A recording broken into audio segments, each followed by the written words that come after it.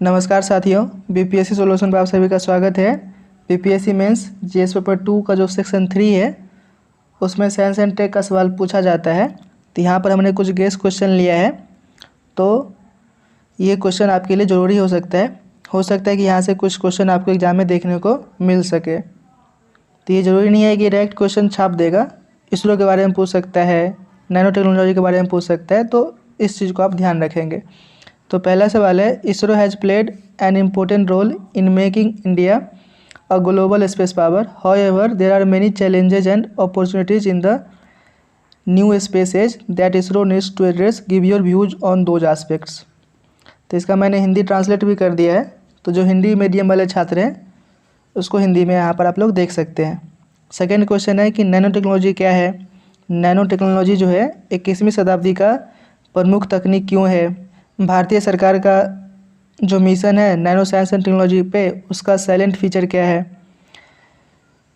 Nano technology का scope क्या है, एप्लीकेशन क्या है, ये सब बताना है यहाँ पर। तो question number 3, discuss the objective and significance of national super computing mission in India, also explain challenging issues.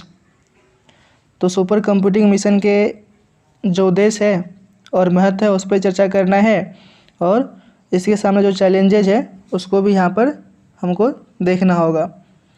Question number 4 है, in the context of productivity and income of farmers in Bihar as well as in India, assess the role of science and tech. तो science and tech का इस्तेमाल करके किस प्रकार से बिहार और भारत के किसान का जो इनकम है और जो प्रोडक्टिविटी है में साइंस एंड टेक का क्या योगदान है, इसको यहाँ पर बताना होगा। क्वेश्चन नंबर 5 है, science and tech have given us exponential development but at the same time dark dangerous side of atom and coronavirus explosion for the elimination of human life from the earth. Reconcile the role of science and tech for this opposite phase in detail.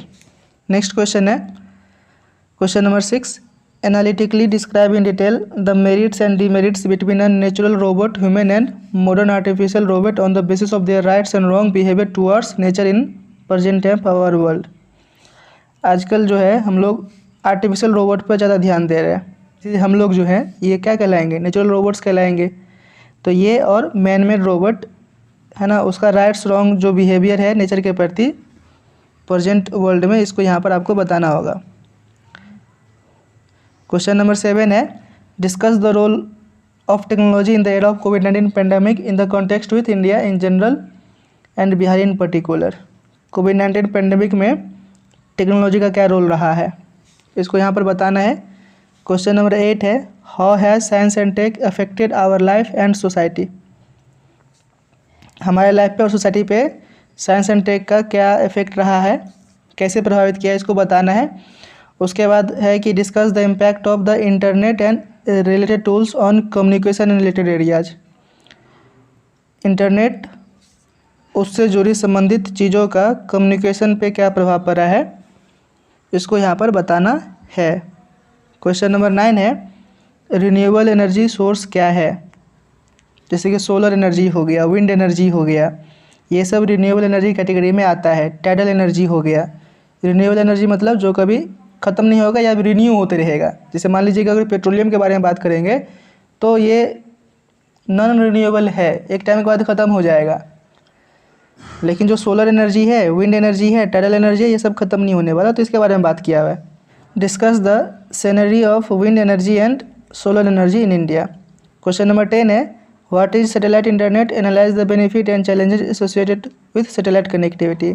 आप लोगों ने Starlink का नाम सुना होगा, Elon Musk का। तो इसने क्या किया है, सैटेलाइट के थ्रू इंटरनेट देने का काम कर रहा है।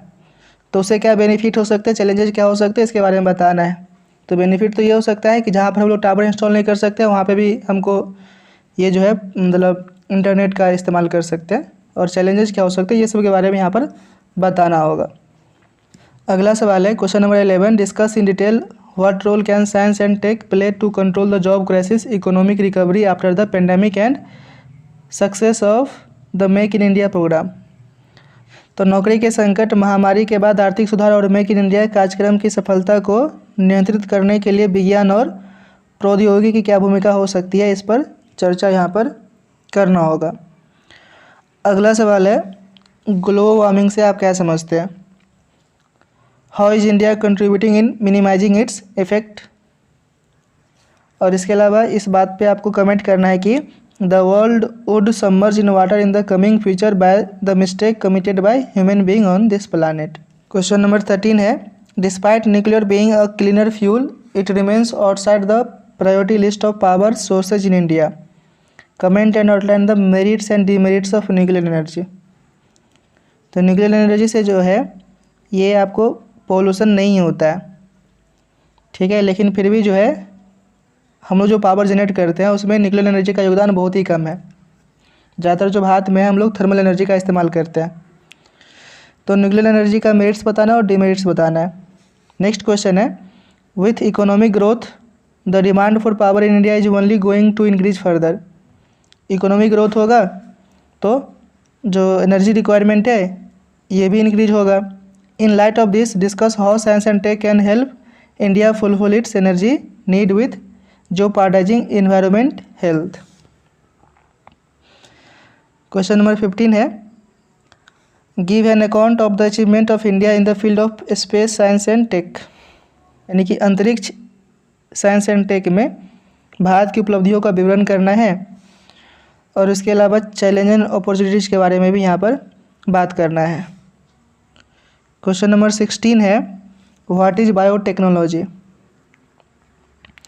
और इसके अलावा पूछा है कि 21वीं शताब्दी में हमारे लाइफ को किस प्रकार से इम्प्रूव किया है ना, उसमें बायोटेक्नोलॉजी का क्या योगदान रहा है, इसके बारे में आपको बताना है। क्वेश्चन नंबर 17 है, despite the fact that India has got a very good network of river there are several regions that suffer from water shortage and particularly portable water. तो आप लोग अगर भारत को देखेंगे तो नदियों का एक जाल सा बिछा हुआ है, तो पानी का तो बहुत मात्रा अवेलेबल है, लेकिन कुछ रीजन्स है जहाँ पर पानी का शॉर्टेज है, खास करके पीने का पानी का। तो इस चीज़ को कम करने में साइंस एंड टेक का क्या योगदान हो सकता है, इसके बारे में आपको यहाँ पर बताना होगा। अगला सवाल है, floods and drought in Bihar have been the major hurdles over the year which have constantly affected its growth and prosperity. तो बिहार को तो जानते ही हैं, एक साल बाढ़ आता है तो एक साल सूखा हो जाता है, या हर एक साल बाढ़ आ जाता है कहीं कहीं। तो ये किस प्रकार से बिहार के ग्रोथ और प्रॉस्पेरिटी को बेसिकली रोकने का काम करता है, इसके बारे में आपको बताना है। और इसमें जो है साइंस एंड टेक का क्या योगदान हो सकता है, इसके बारे में आपको बताना होगा। इसका PDF आपको टेलीग्राम पे मिल जाएगा। इसके अलावा अगर आप लोग DI सॉल्व करना चाहते हैं डेली बेसिस पे तो भी आप टेलीग्राम पे जुड़िए, और चैनल पर नए हो तो चैनल को सब्सक्राइब कर लीजिए। जय हिंद।